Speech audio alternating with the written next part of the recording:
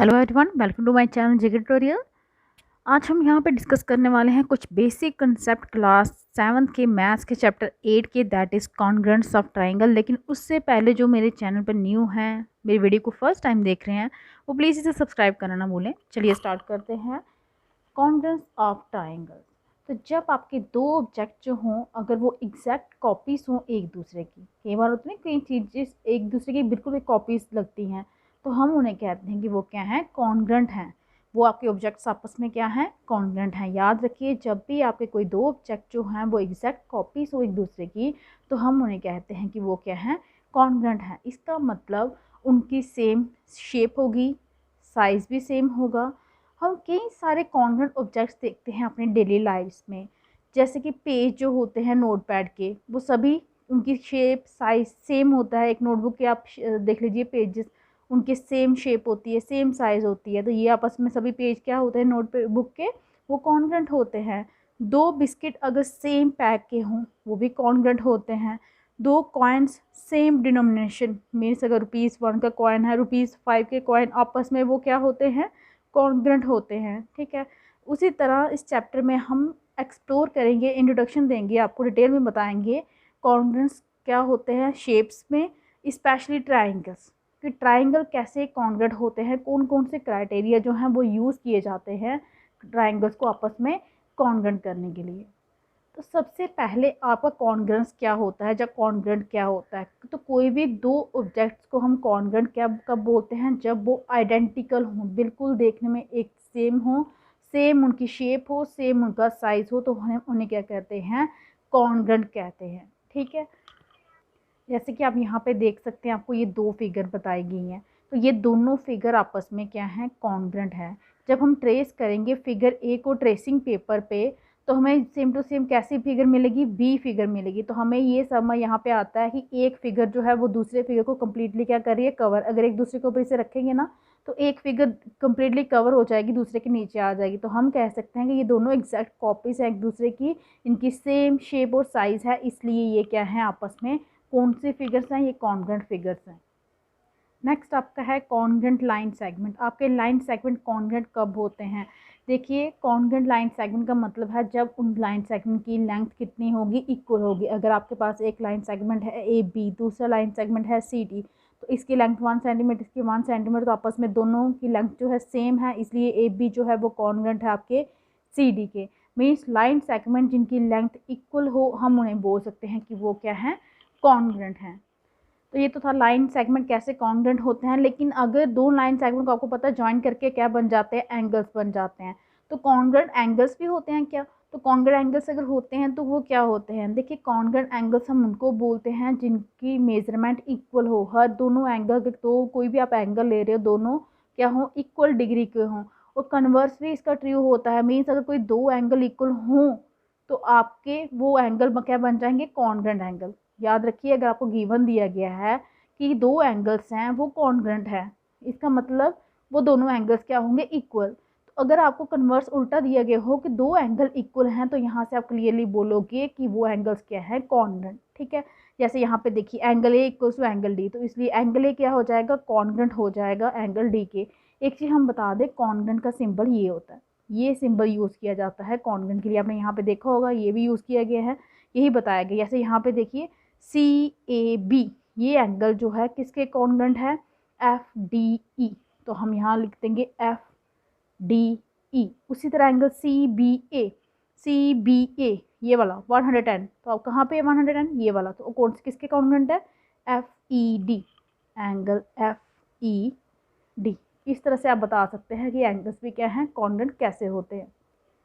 तो हमने बता दिया कि एंगल्स कैसे कॉन्ग्रुएंट होते हैं। पहले हमने बता दिया लाइन का, दो लाइन को जोड़ के बन गया आपका एंगल। तो एंगल कैसे कॉन्ग्रुएंट होता है, जब आपकी तीन लाइन जुड़ जाती हैं तो ये आपका ट्राइंगल बन जाता है। तो ट्राइंगल कैसे कॉन्ग्रुएंट होते हैं आपके लिए, उसके लिए भी आपको यहाँ पे क्राइटेरिया दिए गए होते हैं, कुछ कंडीशंस होती हैं कि अगर आपने ट्राइंगल को कॉन्ग्रुएंट करना है तो कैसे होंगे।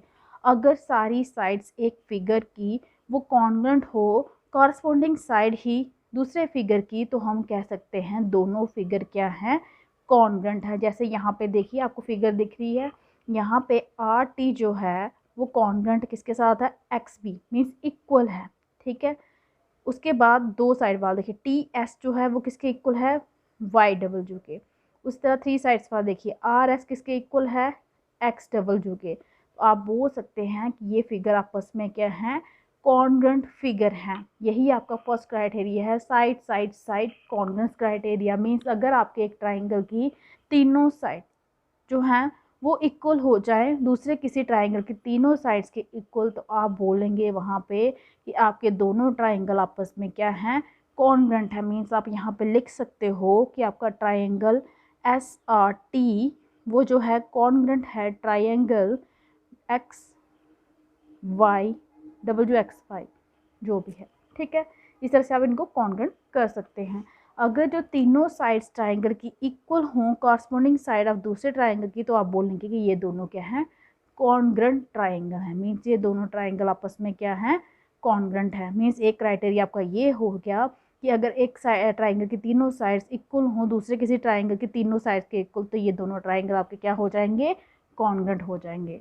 एक वो जो बेसिक चीज़ आपकी यूज़ की जाती है जब आपके ट्राइंगल कॉन्ग्रुएंट हो जाते हैं, वो है आपका CPCT।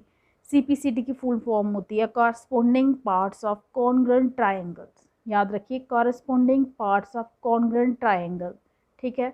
कहने का मतलब है कि अगर आपके दो ट्राइंगल किसी भी क्राइटेरिया से, अभी तो हमने साइड साइड वाला किया है, जैसे यहाँ पे बताया कि AB जो है आपका किसके इक्वल है, PQ के इक्वल है, BC आपका RQ के इक्वल है, AC आपका जो है वो RP के इक्वल है, ठीक है। यहाँ पे फिगर के अकॉर्डिंग हमें लग रहा है ये दोनों ट्राइंगल आपस में क्या है, कॉन्ग्रुएंट है। तो जब दो ट्राइंगल कॉन्ग्रुएंट हो जाएंगे तो आप उनके कॉरस्पॉन्डिंग एंगल को खुद ब खुद इक्वल ले सकते हो, वो भी कौन सी प्रॉपर्टी से, CPCT से।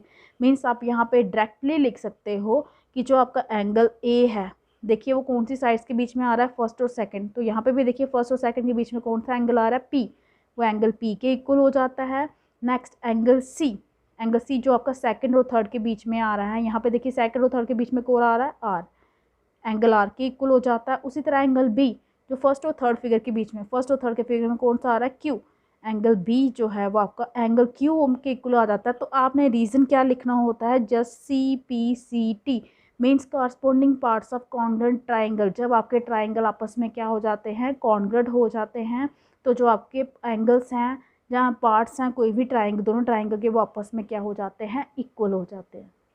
नेक्स्ट आपका क्राइटेरिया है side angle side congruence criteria. Means अगर आपके पास तीनों साइड नहीं इक्वल आ रही ट्राइंगल की, तो आप कैसे उन दो ट्राइंगल को क्या करेंगे, इक्वल करेंगे। तो ये दूसरा क्राइटेरिया है आपके लिए। इसमें क्या होता है, if the two sides of a triangle, अगर ट्राइंगल की दो sides and the angle made by them, और उनके द्वारा बनाया गया एंगल जो है, उनके बीच का जो एंगल है वो किसके इक्वल आ जाए, वो आपका आ जाए कॉरस्पॉन्डिंग दोनों साइड्स और उनके द्वारा बनाया गया एंगल जो हो किसी दूसरे ट्राइंगल का, तो आप बोल सकते हो कि ये दोनों ट्राइंगल क्या हैं, इक्वल हैं। इसी को आप बोलते हो side angle side criteria. Mean जैसे देखिए यहाँ पे आपको फिगर में दिखाया गया है एंगल, यहाँ पे ये वाली साइड जो है AB वो आपके DE के इक्वल दी गई है।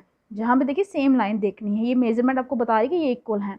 उसी तरह BC आपको इक्वल दिया गया है FE के, और इन दोनों के बीच में एंगल कौन सा है, एंगल B, और वहाँ पे भी इन दोनों के बीच में एंगल कौन सा, एंगल E।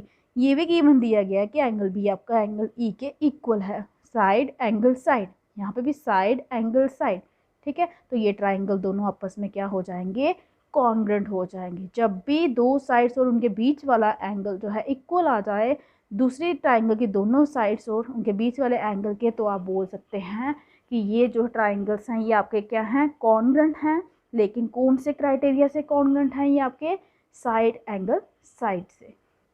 दो कॉन्ग्रुएंस क्राइटेरिया आपके हो चुके हैं, ये है आपका थर्ड कॉन्ग्रुएंस का क्राइटेरिया। फर्स्ट टू कौन से थे आपके, साइड साइड साइड, दूसरा आपका आया साइड एंगल साइड, अब आया आपका एंगल साइड एंगल। नाम से ही आपको समझ आ रहा होगा कि जब कभी दो एंगल्स किसी ट्राइंगल के और उनके बीच वाली जो साइड हो वो किसके इक्वल आ जाए, दूसरे ट्राइंगल के दो एंगल और उनके बीच वाली साइड के इक्वल आ जाए, तो दोनों ट्राइंगल क्या हो जाते हैं, कॉन्ग्रुएंट। फिगर से समझिए।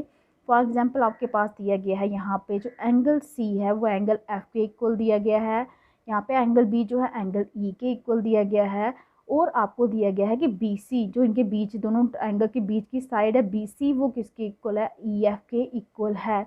तो आप यहाँ पे क्या लगाओगे, एंगल साइड एंगल, ये वाला क्राइटेरिया लगा के ये दोनों आपस में क्या हो जाते हैं, कॉन्ग्रुएंट हो जाते हैं।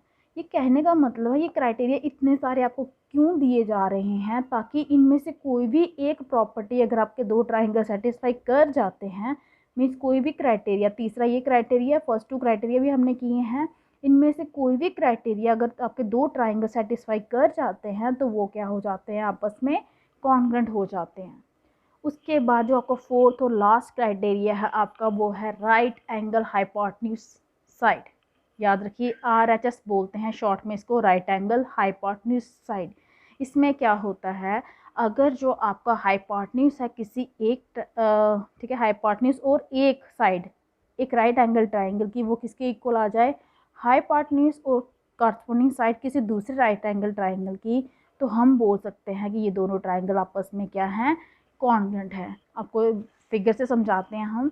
देखिए यहाँ पे आपके पास दो राइट एंगल ट्राइंगल हैं BAC एंड RPQ। यहाँ पे देखिए सबसे पहले right angle, angle A equal to angle P, क्यों, क्योंकि राइट एंगल है यहाँ पे। दूसरा AC RP, ये भी इक्वल हो गया, लेकिन दूसरा आपका था hypotenuse BC equal to QR, ये भी गिवन दिया गया है। तो यहाँ पे आपका राइट एंगल हाइपोटेन्यूज और साइड, राइट एंगल हाइपोटेन्यूज और साइड, इस क्राइटेरिया से ये ट्राइंगल दोनों आपस में क्या हो गए, कॉन्ग्रुएंट हो गए। तो इसका मतलब आपके पास टोटल कितने क्राइटेरिया आ गए कॉन्ग्रुएंट करने के, 4। सबसे पहले तीनों साइड इक्वल हों तब भी आपके ट्राइंगल दो कॉन्ग्रुएंट हो सकते हैं। दूसरा, अगर दो साइड और उनके बीच का एंगल अगर इक्वल आ जाए किसी दो ट्राइंगल में, तब भी आपके ट्राइंगल कॉन्ग्रुएंट हो सकते हैं। तीसरा है कि दो एंगल उनके बीच की जो साइड है अगर वो इक्वल आ जाए किसी ट्राइंगल में, तब भी आपके ट्राइंगल कॉन्ग्रुएंट हैं। और लास्ट क्राइटेरिया भी डिस्कस किया, अगर दो राइट ट्राइंगल हों, उनमें दोनों राइट होने चाहिए ट्राइंगल, उनके हाइपोटेन्यूज इक्वल होने चाहिए और उनकी कोई एक साइड अगर इक्वल हो, तब भी आप बोल सकते हैं कि आपके ट्राइंगल क्या हैं, इक्वल हैं, कॉन्ग्रुएंट हैं, सॉरी। तो यही आपके बेसिक कंसेप्ट थे आपके, कॉन्ग्रुएंट कैसे होते हैं ट्राइंगल, कौन कौन से क्राइटेरिया यूज़ किया जाता है, कॉन्ग्रुएंट ट्राइंगल क्या होते हैं, कॉन्ग्रुएंट लाइन सेगमेंट क्या होते हैं, कॉन्ग्रुएंट एंगल्स क्या होते हैं, साथ में कॉन्ग्रुएंट ट्राइंगल्स क्या होते हैं, और कौन कौन से क्राइटेरिया यूज़ किए जाते हैं ट्राइंगल्स को आपस में कॉन्ग्रुएंट करने के लिए। तो सबसे पहले आपको इस चैप्टर में एक जंप स्टार्ट एक्सरसाइज दी गई है, इसको भी कंप्लीट कर लेते हैं। लेकिन आपको पता है जंप स्टार्ट जो है आपके लास्ट जो नॉलेज लास्ट चैप्टर आपने किए होते हैं उन्हीं पे बेस्ड होती है, ठीक है। तो यहाँ पे देखिए सबसे पहले find the length of the BC in the following triangle. यहाँ पे देखिए ये आपका BC जो है बेस है, ठीक है, ये आपको परपेंडिकुलर दिया, हाइपोटेन्यूज आपके पास गिवन दिया गया है, आपको BC की लेंथ जो है फाइंड करनी है। और ये भी दिया गया है कि BC जो है वो CD के इक्वल है, क्योंकि आपको पता है ये मीडियन भी है, आल्टीट्यूड भी है, यहाँ पे ये दोनों के पार्ट भी क्या होंगे, इक्वल होंगे। तो हमने last triangle and property chapter में की थी आपकी पाइथागोरस थ्योरम की, हाइपोटेन्यूज का स्क्वायर इक्वल्स टू बेस का स्क्वायर प्लस परपेंडिकुलर का स्क्वायर। हाइपोटेन्यूज है यहाँ पे 17 इक्वल्स टू बेस है हमारा BC, जिसकी वैल्यू हमने फाइंड करनी है, परपेंडिकुलर है आपका 15। 17 का स्क्वायर करो तो वो आपका 289 आ जाता है, इक्वल्स टू BC का स्क्वायर प्लस 15 का स्क्वायर करो तो 225। अब BC को आप एक साइड पे कर लीजिए, ये टर्म प्लस की थी उस साइड जाके क्या हो जाएगी, माइनस। जब आप इन दोनों को माइनस करेंगे ये आपका आएगा 64। लेकिन क्योंकि ये BC का स्क्वायर था, स्क्वायर उस साइड जाके क्या बन जाता है, रूट। 64 किसको दो बार मल्टीप्लाई करके आता है, 8 को। तो BC की आपकी लेंथ जो है 8, मीन्स ये भी 8 होगा, ये भी 8 होगा। लेकिन हमें सिर्फ BC का पूछा था, अगर BD का पूछा हो तब भी हम निकाल सकते हैं, 8 + 8 60। उसी तरह आपको यहाँ पे नेक्स्ट फिगर भी दिया गया है, आपको मेजरमेंट निकालनी है एंगल PRQ की।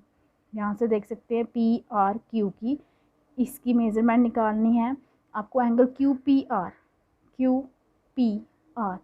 इसकी मेजरमेंट निकालनी है, और एंगल PQR इसकी मेजरमेंट निकालनी है। तो आपको क्लियरली यहाँ फिगर से दिख रहा है कि ये बन रहा है आपका लीनियर पेयर। लीनियर पेयर है तो लीनियर पेयर में सम दोनों एंगल का क्या होता है, 180 होता है। 180 में से आप 110 को माइनस कर दीजिए, ये आपका आएगा 70। उसी तरह ये भी आपका क्या बन रहा है, लीनियर पेयर बन रहा है। 130 प्लस ये कोई एंगल होगा इक्वल टू 180, 180 में से 130 को माइनस करेंगे तो ये आपका आ गया 50, ये भी आपका लीनियर पेयर बन रहा है। 180 में से 120 को माइनस कर दीजिए 60। अब चेक करने के लिए कि क्या ये जो आपने एंगल फाइंड किए हैं क्या वो करेक्ट है या नहीं है, आपने तीनों एंगल का सम कर लीजिए। 70 + 60 + 50, 70 + 60 130, 130 + 50 180 के इक्वल आ गया। आपको पता है sum of angle of a triangle जो है वो 180 होता है। इसका मीन्स जो आपने एंगल फाइंड किए हैं वो यहाँ पे क्या है, क्लियर है, करेक्ट है। ठीक है, तो इसके साथ ही आपकी जंप स्टार्ट एक्सरसाइज भी कंप्लीट होती है और आपकी जो चैप्टर की इंट्रोडक्शन थी वो भी कंप्लीट होती है। आई होप कि आपको अच्छे से समझ आ गई होगी। अगर आपको मेरी वीडियो अच्छी लगी है तो प्लीज़ इसे लाइक कीजिए, शेयर कीजिए, चैनल को सब्सक्राइब कीजिए ताकि आपको जो मेरी लेटेस्ट वीडियो है वो टाइम मिलती रहे। आज के लिए इतना ही। Thank you.